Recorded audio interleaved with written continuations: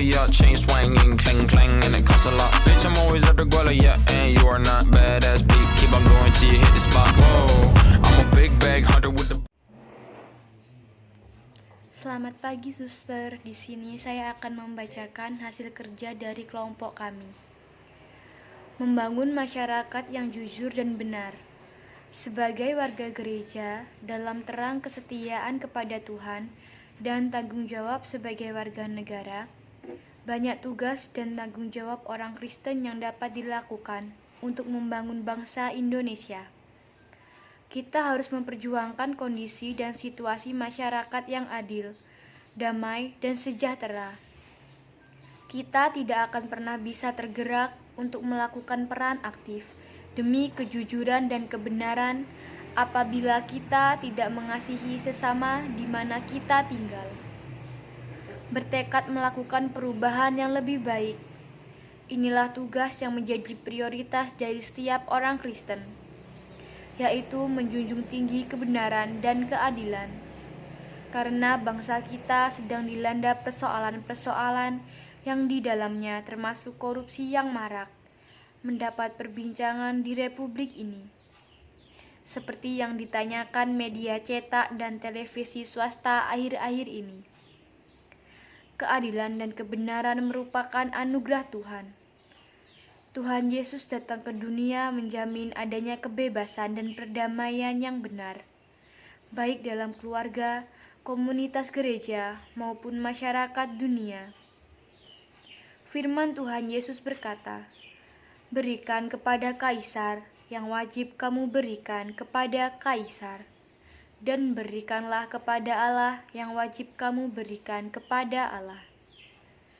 Dengan kata lain, Yesus tidak mengizinkan para pengikutnya melakukan tindakan manipulasi karena berkolusi dengan kejahatan sehingga melakukan tindakan korupsi yang merugikan pemerintah dan mengecewakan Allah. Adil berarti tidak berat sebelah, berpihak kepada yang benar dan berpegang pada kebenaran. Orang mengakui hak sesamanya tanpa pilih kasih. Keadilan tidak hanya mengatur kehidupan perorangan, melainkan dan terutama kehidupan bersama. Keadilan adalah suatu prinsip menata dan membangun masyarakat yang damai sejahtera. Sejahtera adalah keseluruhan kondisi hidup masyarakat yang memungkinkan individu atau kelompok agar dapat lebih lancar mencapai kesempurnaan mereka sendiri. Sejahtera adalah hak untuk memiliki sesuatu yang menjamin martabatnya sebagai manusia. Dipanggil untuk berperan aktif. Tuhan Yesus yang telah mendamaikan kita dengan dirinya, menghendaki agar manusia hidup dalam damai sejahtera dengan sesamanya.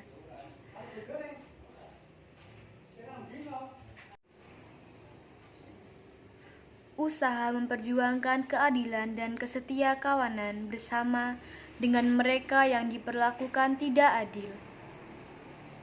Tidak boleh dilakukan dengan kekerasan, meskipun untuk membangunnya pasti ada kendala-kendala yang harus dihadapi, yaitu adanya anggota masyarakat yang bersikap acuh tak acuh dan pasrah saja. Ada kelemahan-kelemahan manusiawi yang dapat menyulitkan dalam memperjuangkan keadilan. Dipanggil untuk berperan aktif. Tuhan Yesus telah mendamaikan kita dengan dirinya, menghendaki agar manusia hidup dalam damai sejahtera dengan sesamanya. Juru Selamat akan membangun kerajaannya di bumi, di mana manusia akan mengalami kesejahteraan lahir dan batin. Dengan demikian, tiap orang Kristen dipanggil untuk berperan aktif dalam membangun kerajaan Allah di dunia. Dalam dinamika kondisi seperti itu, gereja juga terpanggil untuk melaksanakan dan mewujudkan amanat Yesus Kristus, yaitu untuk membawa kejujuran dan kebenaran. peran itu untuk menjawab kecemasan warga dan masyarakat zaman sekarang, yang juga merupakan keprihatinan gereja. Oleh karena itu, yang perlu diusahakan membangun masyarakat dalam mencita-citakan kejujuran dan kebenaran tersebut, dengan memberdayakan mereka yang menjadi korban ketidakadilan, dengan memberikan kesaksian hidup melalui keterlibatan untuk menciptakan keadilan dalam diri sendiri terlebih dahulu. Membangun masyarakat berperadaban dengan usaha mengembangkan tugas TSB menjadi kewajiban kita semua untuk ikut serta ambil peran dalam usaha bersama bangsa untuk mewujudkan masyarakat berperadaban, yaitu benar dan jujur di negara kita tercinta Republik Indonesia. Karena terbentuknya masyarakat yang beradaban itu adalah bagian mutlak dari wujud cita-cita kenegaraan, yaitu mewujudkan keadilan sosial bagi seluruh rakyat Indonesia. Pembukaan Undang-Undang Dasar 1945 menyatakan hasrat dan keinginan rakyat Indonesia untuk hidup dalam suatu negara yang merdeka, bersatu, berdaulat, adil, dan makmur. Kita sudah merdeka, bersatu, dan berdaulat. Kunci dari upaya semua untuk keluar dari krisis sekarang ini adalah mengambilkan kepercayaan kita pada diri sendiri. Kita memang harus lugas dan realistis dalam melihat keadaan yang berat tersebut. Tetapi kita tidak boleh putus asa dan pesimis. Masyarakat berhadapan memerlukan adanya pribadi-pribadi yang dengan tulus mengikat nuraininya kepada wawasan, kejujuran, dan kebenaran, dan tindakan kebaikan kepada sesama manusia harus didahului dengan diri sendiri menempuh hidup kebaikan seperti dipisahkan Allah.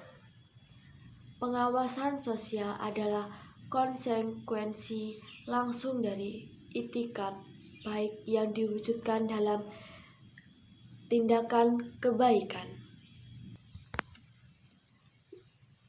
Membangun potensi untuk kesejahteraan kota. Keadilan adalah suatu syarat atau keadaan hidup di kerajaan Allah. Berdasarkan pandangan yang optimis, positif itu, kita harus memandang bahwa setiap orang mempunyai potensi untuk benar dan baik. Karena itu, setiap orang mempunyai potensi untuk menyatakan pendapat dan untuk didengar. Inilah yang harus diperjuangkan bersama semua orang yang percaya kepada Yesus Kristus. Sebab diyakini bahwa keadilan dan kejujuran adalah bagian taubat Allah. Kesaksian Alkitab mengatakan, Ia tidak akan menyimpang dari kebenaran dan kesetiaan, seperti ikat pinggang tetap terikat pada pinggang. Yesaya 11-5. Orang yang hidup dalam kebenaran, yang berbicara dengan jujur, yang menolak untuk hasil pemerasan, yaitu mengibaskan tangannya supaya jangan menerima suap, yang menutup telinganya supaya jangan mendengar rencana penumpahan darah, yang menutup matanya supaya jangan melihat kesejahteraan. Yesaya 33-15. Yesus sendiri sangat menentang ketidakkejujuran dan ketidakkeadilan. Kebenaran ini adalah kebenaran yang dicapai Kristus sendiri dalam ketaatannya yang sempurna pada kehendak Bapa dalam hidup dan mati, dalam mana Ia memikul kutuk Allah. Alkitab akibat pelanggaran-pelanggaran hukum ilahi. Bahkan jauh sebelum itu, Yeremia sebagai nabi Allah mengidam-idamkan agar tercipta masyarakat kota yang sejahtera. Keunikan isi surat Nabi Yeremia tersebut adalah mampu memberikan solusi yang lebih konkret, lebih realistis, dan lebih positif. Sejahtera dalam arti di dalamnya berlaku kejujuran dan kebenaran. Kata Nabi, usahakanlah kesejahteraan kota di mana kamu buang, dan berdoalah untuk kota itu kepada Tuhan. Sebab kesejahteraannya adalah kesejahteraanmu. Yeremia 29-7. Ini adalah seruan Tuhan bagi kita untuk mengusahakan sesuatu untuk kota di mana kita ditempatkan. Artinya, di tengah-tengah situasi yang paling buruk, meskipun kita selaku umat percaya dipanggil oleh Tuhan untuk ambil bagian secara bersengaja mewujudkan kesejahteraan dan keselamatan bagi orang-orang di sekitar kita. Membangun dan siap mengemban misi Kristus. Akhirnya, melalui Kristus, Allah menyatakan dirinya dan karyanya yang menyelamatkan. Sehingga kemampuan Kristus hadir, disitulah karya pemulihan Allah terjadi. Karena Kristus senantiasa menciptakan keselamatan dan kesejahteraan bagi umat manusia. Selaku gereja atau umat Allah hidup seperti Kristus, kemampuan kita pergi dan hadir. Seharusnya kita menciptakan keselamatan dan kesejahteraan bagi banyak orang. Ketika kita hadir, seharusnya orang-orang di sekitar kita merasa tenang, teduh, dan sejahtera. Pada sisi yang lain, ketika mereka mendengar ucapan, pemikiran, dan nasihat-nasihat kita, seharusnya menimbulkan pengharapan dan inspirasi baru yang membuat sesama kita makin bertumbuh dan berkualitas. Dalam keadaan apapun, sebagian umat Allah, sebagian warga gereja, dan juga sebagian warga negara mempunyai tugas khusus sebagai saksi Kristus dalam hal memperkarsai lainnya masyarakat baru yang perasaan kebenaran dan keadilan. Menjadi orang Kristus berani siap mengemban misi Kristus, menjadi terang di tengah-tengah kegelapan, dan juga menjadi saksi Kristus di tengah-tengah dunia ini. Bagaimanapun sulitnya, harus tetap berusaha menjadi garam yang masih asin rasanya dan menjadi terang yang bersinar di tengah-tengah kegelapan. Matius ayat 5, 13-15. Sekian, terima kasih. Sekian dari presentasi kelompok kami. Saya ucapkan terima kasih.